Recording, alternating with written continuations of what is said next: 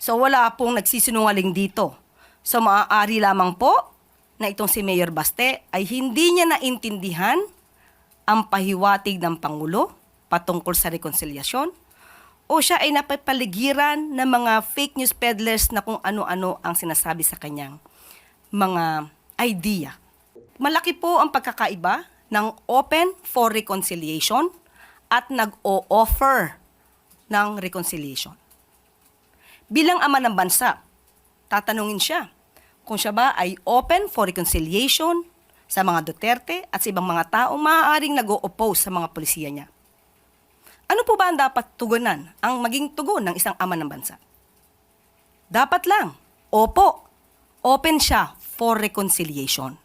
Inihayag ng Malacanang na sincero si Pangulong Ferdinand Marcos Jr. nang sabihin handang makipag-ayos sa pamilya Duterte at sa ibang tao. Ito ang binigyan diin ng Malacanang matapos batikusin ni Davao City Mayor Baste Duterte ang Pangulo dahil sa anyay reconciliation na walang kondisyon.